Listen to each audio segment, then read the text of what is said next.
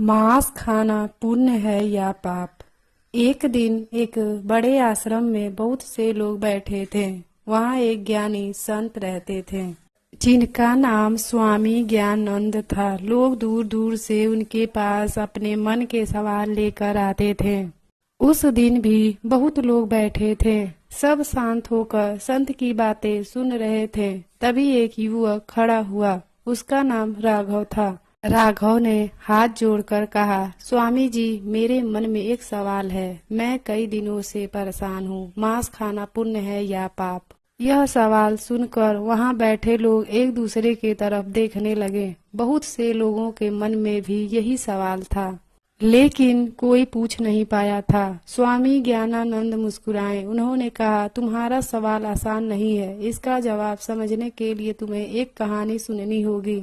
सब लोग ध्यान से सुनने लगे। बहुत समय पहले एक व्यक्ति था जिसका नाम था शिव कुमार। शिव कुमार एक सीधा और सोचने वाला इंसान था। वह हमेशा सही और गलत के बारे में सोचता रहता था। उसके कई दोस्त थे। वे अक्सर साथ बैठकर खाना खाते थे। उनमें से कई लोग मांस खाते थे। एक दिन उसके दोस्त ने कहा, शिव कुमार, तुम भी हमारे साथ मांस खाओ। इसमें क्या बुराई है? शिव कुमार चुप हो गया। उसने धीरे से कहा, मुझे समझ नहीं आता कि किसी जीव की जान लेना खाना सही है या नहीं। उसके दोस्त हंसने लगे। उन्होंने कहा, दुनिया में इतने लोग मांस खाते हैं। अगर यह पाप होता तो लोग क्यों खाते? शिव कुमार के मन में उलझन और बढ़ गई। उस रात वह बहुत देर तक सोया नहीं पाया। उसके मन में बार बार वही सवाल आता रहता, मांस खाना पुण्य है या पाप? अगले दिन वह रास्ते से जा रहा था। तभी उसने देखा कि एक छोटा सा पक्षी घायल पड़ा है। पक्षी दर्द में तड़प रहा था। शिव कुमार को यह देखकर बहुत दुख हुआ। उसने धीरे से उस पक्षी को उठाया। उसने पानी पिलाया और सुरक्षित जगह पर रख दिया। पक्षी धीरे धीरे शांत हो गया। उस पल शिव कुमार के मन में एक अजीब भावना आई। उसे लगा कि हर जीव को जीने का अधिकार है। कुछ दिनों बाद शिव कुमार एक ज्ञानी उसने संत से वही सवाल पूछा, महाराज जी, मांस खाना पुण्य है या पाप? संत कुछ देर तक चुप रहे। फिर उन्होंने कहा, पहले तुम मुझे यह बताओ, जब तुमने उस घायल पक्षी को देखा था तब तुम्हें कैसा लगा था? शिव कुमार बोला, महाराज जी, उसे देखकर मुझे बहुत दुख हुआ था। संत मुस्कुराए। उन्होंने कहा, यही तुम्हारा सवाल जवाब है। शिव कुमार हैरान हो गया। संत ने समझाया, जिस काम से तुम्हारे दिल को दुख होता है वह काम तुम्हारे लिए सही नहीं है। धर्म का सबसे बड़ा आधार है दया। संत ने शिव कुमार से कहा, चलो मैं तुम्हें एक जगह दिखाता हूँ। वे उसे एक ऐसी जगह ले गए जहाँ लोग जानवरों को मारकर मांस बेच रहे थे। जब शिव कुमार ने यह दृश्य देखा तो उसका मन घबरा गया। जानवरों की आंखों में डर साफ दिखाई दे रहा था। शिव कुमार की आंखों में आंसू आ गए। वह संत से बोला, महाराज जी, यह देखकर मेरा दिल कांप गया है।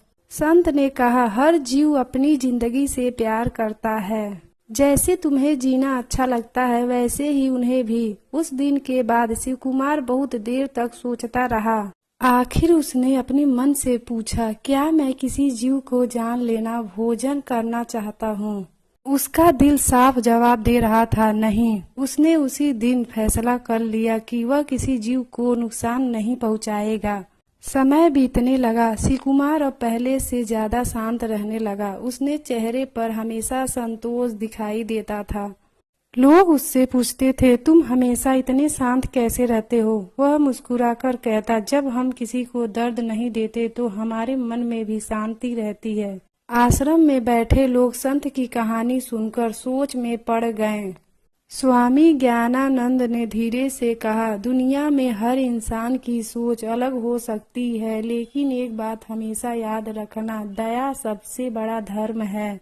अगर हमारे दिल में हर जीव के लिए करुणा है तो हमारा जीवन भी पवित्र बन जाता है।